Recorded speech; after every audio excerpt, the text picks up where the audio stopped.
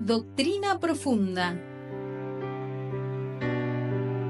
Hablando de temas específicos y de difícil comprensión en la Escritura. Analizando textos con herramientas más precisas y esclarecedoras.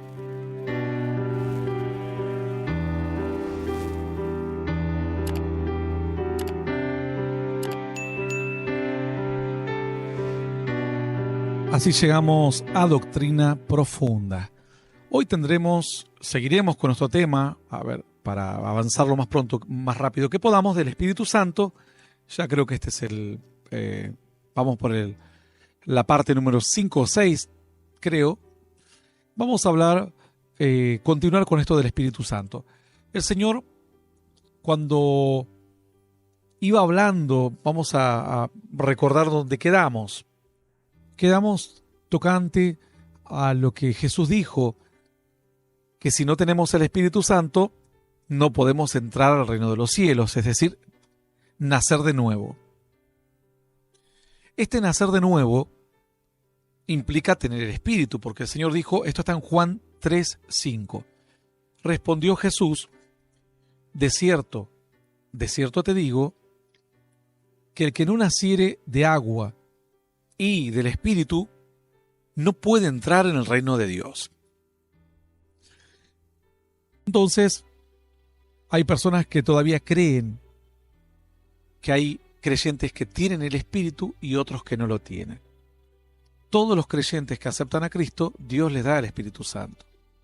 Y ya hemos hablado un poquito cuál es el motivo por el cual algunos se manifiesta más el Espíritu y en otros menos. Eso tiene que ir a la enseñanza anterior. Si no, nos tomaría todo el tiempo volver a repetir lo anterior. Nos dice entonces que para no ser carnal, también estos eran los últimos textos que hemos leído ayer, Juan 3:6, lo que es nacido de la carne, carne es, y lo que es nacido del Espíritu, Espíritu es. Entonces, para no ser carnales o para que la carne no nos domine, y no estemos muy expuestos al pecado, a lo malo, tenemos que tener el Espíritu Santo en nuestras vidas. Nacer en el Espíritu y luego hacer crecer ese derramamiento, esa unción del Espíritu en nosotros, sino a medida que esté más debilitado lo espiritual en nosotros, va a estar más fortalecido lo carnal y por lo consiguiente más expuestos a alejarnos de Dios o a cometer graves errores. Dios entonces también nos decía que iba a hablar a través de su Espíritu. Mateo 10:20. No sois vosotros los que habláis, sino el Espíritu de vuestro Padre que habla en ustedes. Luego también nos habló en Juan 16:13 que no hablará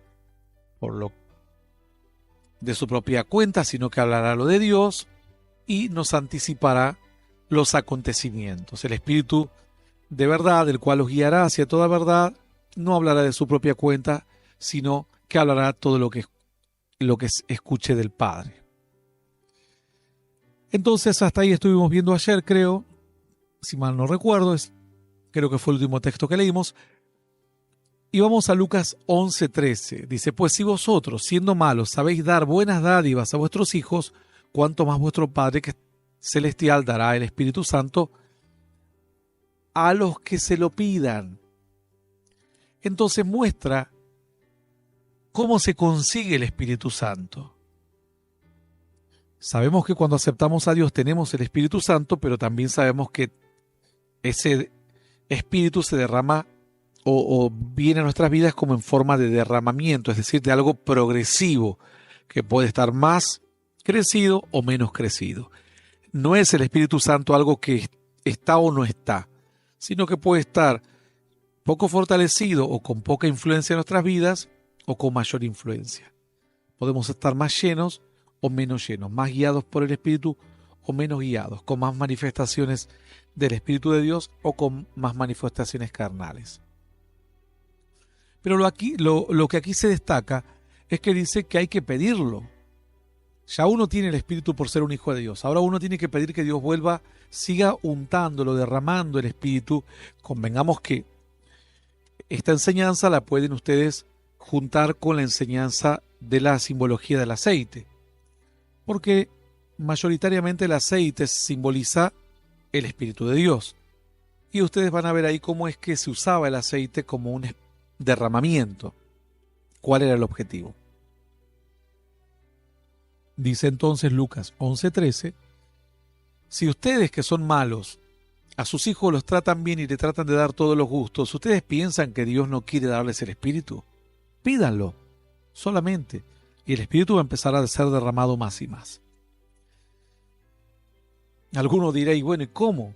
En una oración, en una adoración, cuando uno lee la palabra, cuando uno escucha una predicación, en la comunión que debemos mantener en nuestra mente con Dios, todo este tipo de prácticas, pequeñas actitudes que vamos tomando que nos hacen estar abiertos a que Dios siga empezando a derramar y que nuestro espíritu crezca para que Dios pueda llenarlo más. Si nuestra parte espiritual comienza a menguar, a bajar, Dios intenta llenarlo, pero es como el ejemplo que pusimos ayer, ¿no? Hay alguien que regala algo, leche, yo puse el ejemplo de leche en una esquina y todos van a buscar, y el que vino con un vaso o con una jarra se va con una jarra de leche, y el que vino con 4 bidones se va con 4 bidones de leche. El problema no está en el que reparte, el problema está en el recipiente. Así también en aquel milagro de la viuda con las vasijas. Cuando se acababa la última vasija vacía, se acabaría el aceite. Volvamos a lo nuestro entonces. Dice que hay que pedirlo y que Dios lo va a dar. Luego dice Dios, lo reparto sin medida. ¿Y cuál es la medida? Ya explicamos ayer, la medida la ponemos nosotros. Al hacer crecer nuestro espíritu, hacemos crecer el recipiente y podemos contener más bendición de Dios. ¿Cómo se hace esto? Ya lo expliqué, alejándonos del pecado, orando a Dios, buscando tener comunión con Dios, cada día pequeños pasos, si cometemos un error pedir perdón, congregarnos, ser parte de una iglesia, compartir el mensaje con otros, ser generosos también con la obra, también es parte, claro que sí. Predicar también, orar, leer la Biblia, escuchar un mensaje, todas estas son prácticas que nos acercan a Dios, ¿no? El cristianismo es un cristianismo integral, no es de un área, no es que uno solamente ora y ya está. Esto es un engaño que le han hecho a la gente, que creen que si yo me pongo a orar en una cueva durante 5 años voy a ser espiritual. Nada que ver, eso no es así. El Señor nunca dijo que los quiten del mundo, sino que los libres del mal. A esa persona mañana la sacas, la pones en un ambiente normal y cae en pecado a las 2 horas. ¿Por qué? Porque no cae en pecado, no porque esté fuerte. No cae en pecado porque está en una cueva, encerrado. ¿Cómo podemos predicar desde una cueva? Bueno, hoy podemos predicar desde nuestras casas, pero digamos, en aquel momento el Señor les dijo, vayan y prediquen a toda criatura. Entonces, se suponía que no era la voluntad de Dios que te encierres en una cueva a orar 10 horas por día pensando que de esa manera te acercas a Dios. Porque el acercarse a Dios es en la actitud de todo, en actitudes diversas, en mi trabajo, haciendo las cosas bien, cambiando de conducta con mis hijos, tomando otra postura y otra conducta en la relación con mi cónyuge, esposo, esposa, en el trato con los hermanos, en la iglesia, sirviendo a Dios de corazón, siendo también dadivoso, predicando la palabra, leyendo la Biblia, todas pequeñas cosas que las tengo que ir haciendo a medida que, en la medida en que yo pueda. Quizás no puedo orar 20 minutos, quizás puedo orar 5, no importa, pero empezamos con 5 y Dios lo que busca es que sea de corazón. No hay un récord, no es que si vas a orar 5 horas, ahora sos un ángel del cielo, no es así, porque hay gente que está 5 horas durmiendo o divagando de rodillas. Entonces lo que tenés que buscar es la comunión con Dios. Y después cuando andás en el día a día, estar hablando con Dios, con el Espíritu, diciendo, Señor, guíame, no quiero cometer un error, manteniendo comunión en tu mente constante, hablando con Dios. Quizás eso lo vas a lograr con muchos años, o los siervos de Dios, que ya constantemente tenemos una comunión con Dios, constante. Ya es algo que es parte de nuestra vida. Sigamos entonces. Te enseñará y te consolará las dificultades. Ya te prometió que te va a dar que solo se lo tenés que pedir y que no te lo va a negar. Porque si nosotros como malos damos cosas buenas a los hijos, Él es mejor Padre que lo que somos nosotros, obviamente. Dice Juan 14:26, mas el Consolador, el Espíritu Santo, a quien el Padre enviará en mi nombre, Él os enseñará todas las cosas y os recordará todo lo que yo os he dicho. Dice entonces, te enseñará y consolará en las dificultades. Esto es lo bueno, que a medida que tenés una vida espiritual, el Espíritu Santo te va a dar fortaleza que otros no tienen, fuerza que otras personas no tienen. Y además, dice la Escritura, que te va a enseñar todas las cosas. Además, dice la Escritura,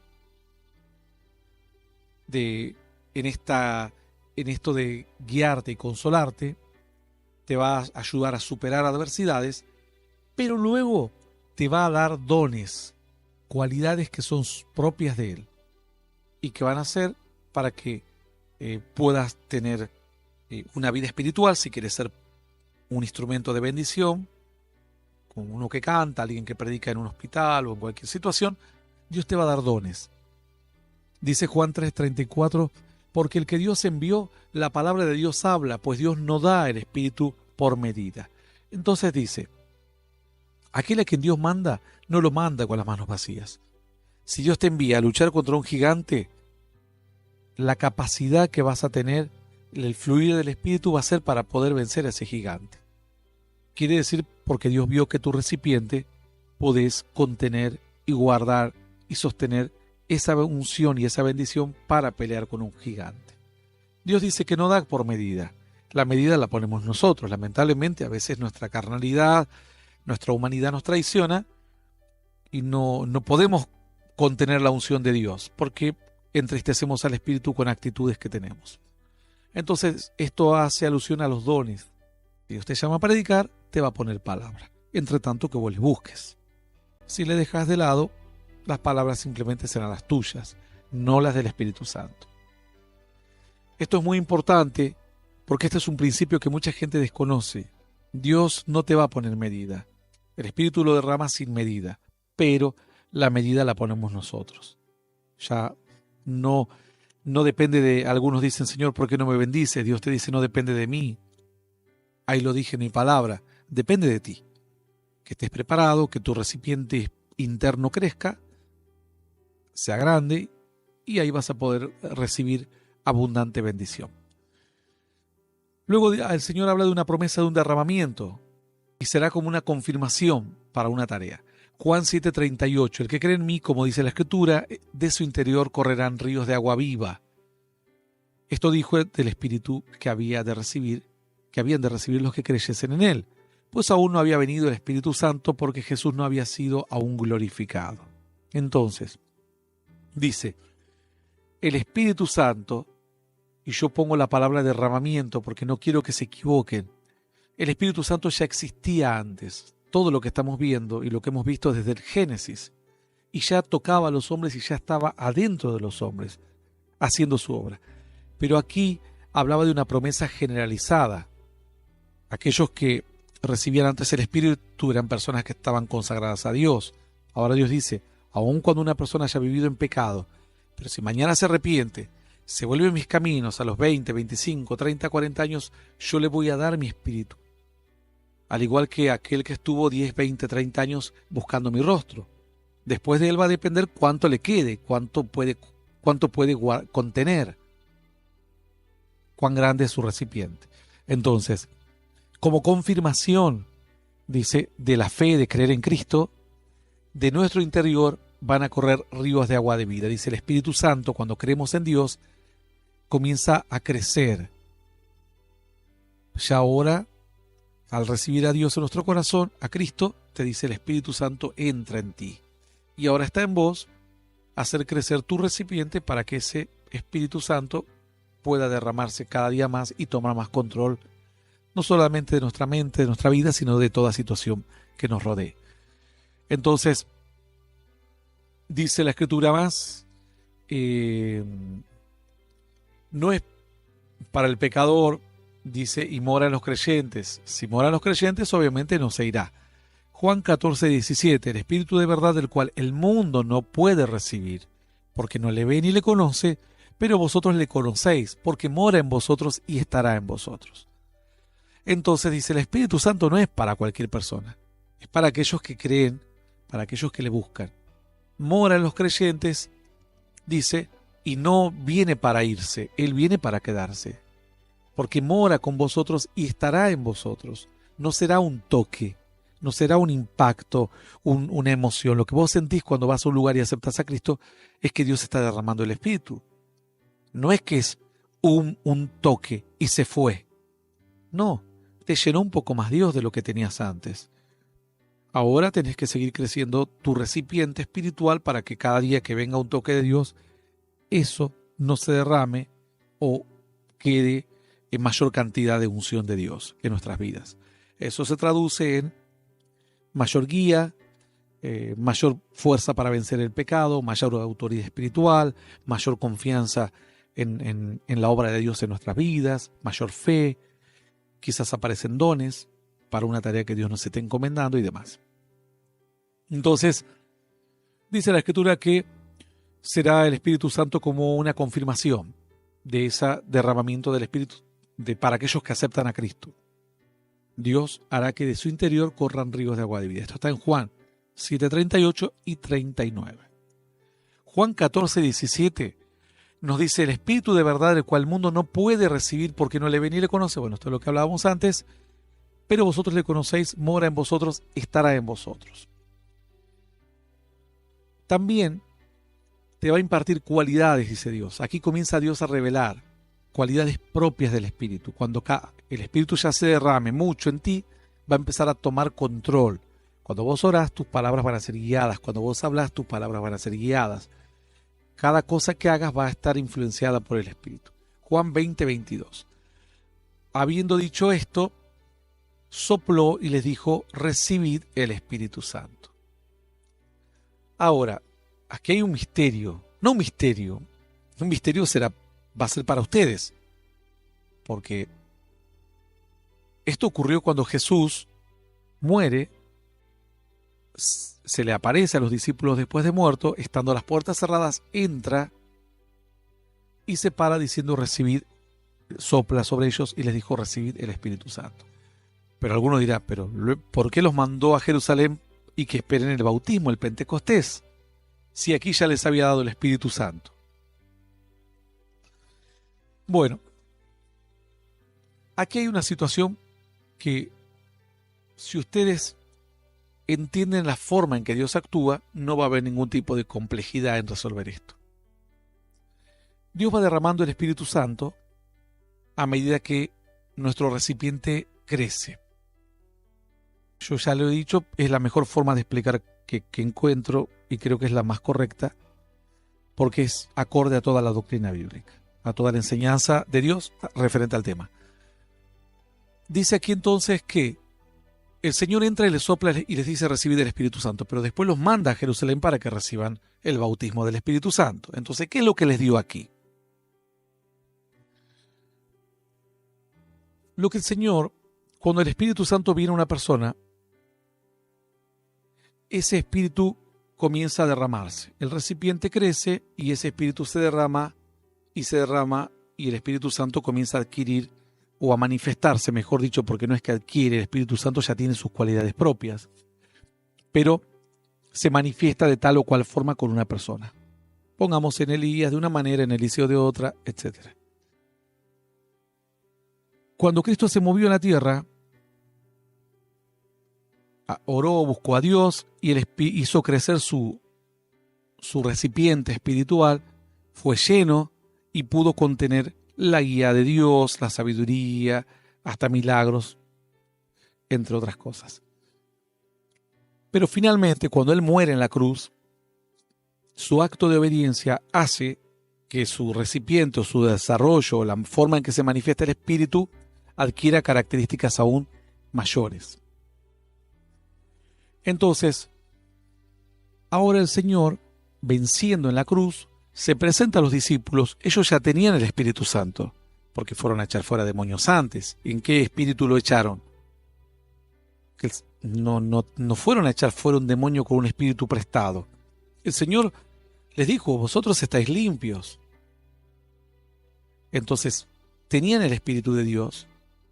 La Biblia cuenta que hasta los que fueron a presenciar a Cristo en el templo estaban guiados por Dios. Los discípulos también estaban con Dios. El tema es de que en ellos el recipiente era muy cortito. Entonces, así como a veces veían milagros, después dudaban, o no dudaban, pero quizás no alcanzaban a entender toda la magnitud. Para esto ya había pasado mucho tiempo. Mucha gente después de las luchas y adversidades se fueron. Cuando Jesús les habló palabras duras se fueron. Y en ellos fue creciendo la fe. Obviamente está el caso de Judas que traicionó, pero ellos cuando Jesús tras la muerte deciden ir y juntarse. No deciden abandonar a Cristo o abandonar la fe.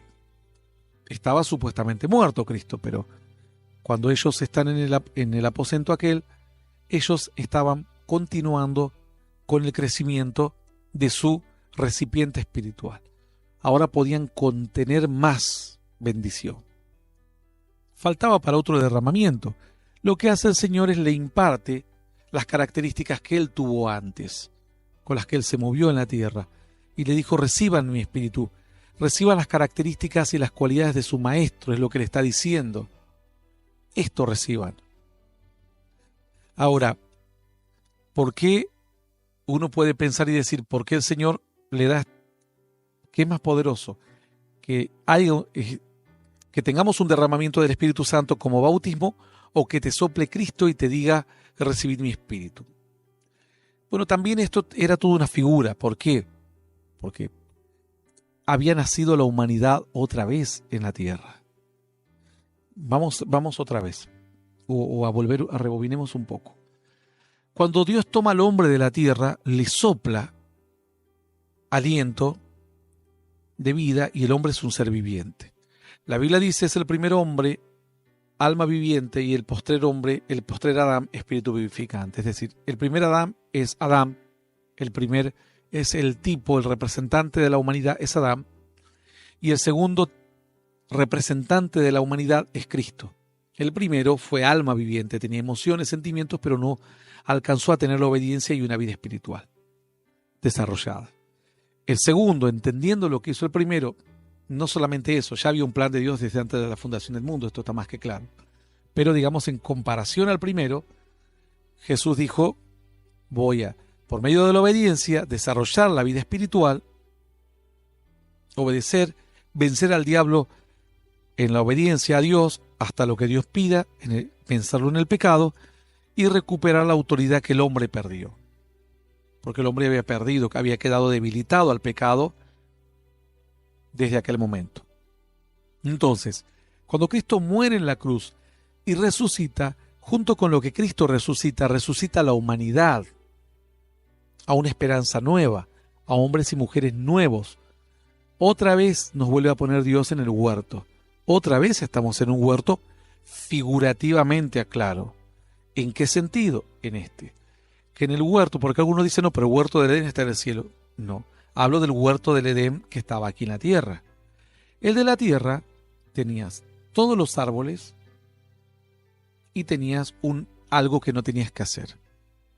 Entonces, en el cielo no vas a tener el huerto del Edén o el paraíso, el paradixos en el griego, significa deleite, placer, alegría, gozo. Es un lugar totalmente placentero. Pero cuando Dios lo trae a la tierra, ese lugar placentero se podía disfrutar solo si lo obedecías. Porque estaba la tentación ahí. Porque recordemos que no solo estaba el árbol del bien y del mal, estaba la serpiente. En el cielo no va a estar la serpiente en el paraíso de Dios. El Señor dijo al que estaba crucificado al lado, de cierto te digo que hoy estarás conmigo en el paraíso. Entonces, nace la humanidad nuevamente porque Cristo vence y es como el nuevo Adán. Volvemos a estar todos en el paraíso y otra vez volvemos a tener la posibilidad de obedecer o desobedecer en el paraíso de la tierra. En el mismo de Adán, volvemos al paraíso de Adán. figurativamente. Entonces, el Señor, antes de cuando se presenta, lo que hace, le sopla otra vez y les dijo: recibid mi espíritu. Otra vez les vuelvo a soplar. Antes ya les soplé en el principio, pero ahora es una humanidad nueva, es un hombre nuevo. Ahora ya está consumada toda la obra de Dios y ahora el hombre tiene libre acceso para conocer. Porque antes, ¿qué era? Esto también tenemos que... Bueno, nos desviamos un poco, pero creo que es mejor explicarlo muy bien antes que avanzar rápido y que queden algunas dudas y que no alcancemos a entender la profundidad. Si cuando el Señor le sopla, cuando el Señor Jesús le sopla aliento de vida, le vuelve a poner el espíritu al hombre. El problema es que en el huerto del Edén, no el problema, o la situación del huerto del Edén se da la siguiente. El hombre podía elegir en un estado de inocencia, como un animalito y un conejito que anda salvaje, es inocente, no sabe lo bueno o lo malo. Solo está preseteado en sus neuronas para criar, correr si viene un animal, criar sus crías y demás, aparearse, etcétera, comer, ya está. Entonces si nosotros estábamos en el huerto del Edén, no era que Dios le estaba diciendo al hombre, bueno, yo te voy a dejar en un estado de inocencia. No, Dios ya sabía que el hombre iba a caer en pecado y Dios sabía que el hombre iba a desobedecer, porque el plan de Dios no era hacer un animalito. El plan de Dios era hacer un ser igual a los ángeles, pero aún con otras características que los ángeles no tienen. Por eso Cristo, para subir hasta lo sumo, no se tuvo que hacer ángel o arcángel o querubín o serafín, se tuvo que hacer un hombre y salir del medio de la gran tentación y la lucha de ser un ser humano.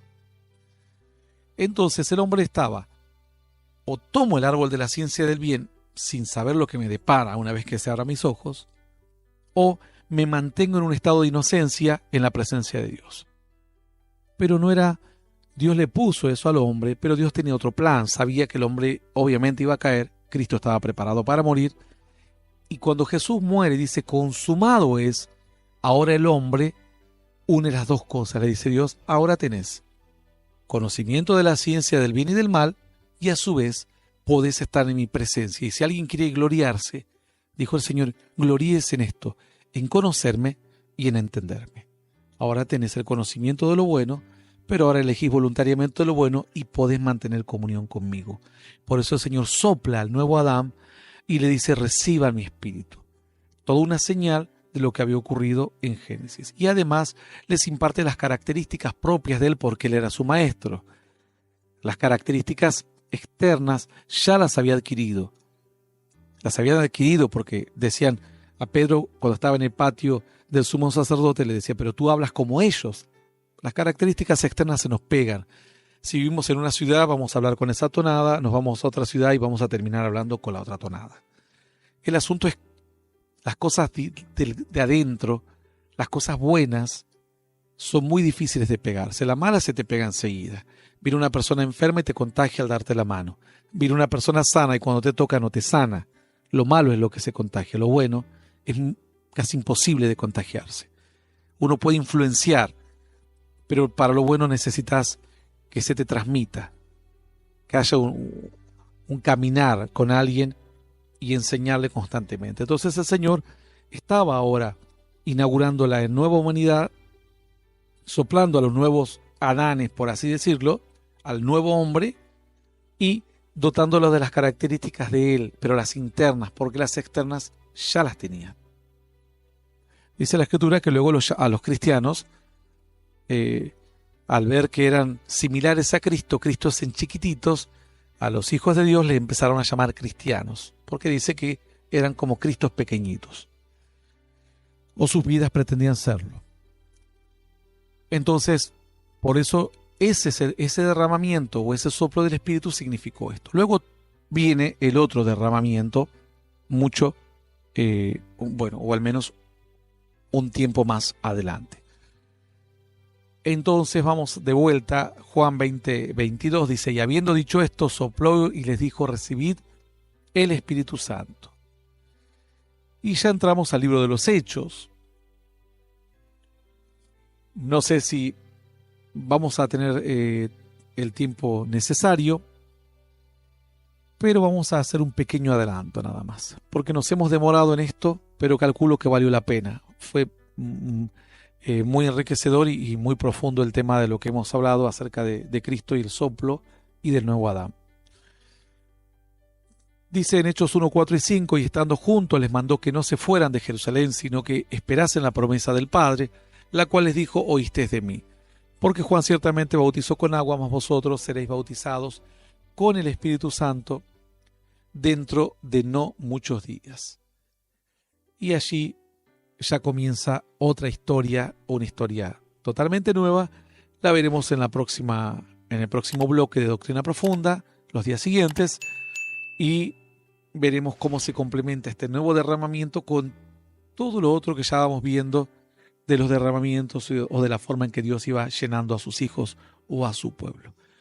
Hasta aquí, Doctrina Profunda el día de hoy en esto que es el Espíritu Santo de Dios. Nos vamos.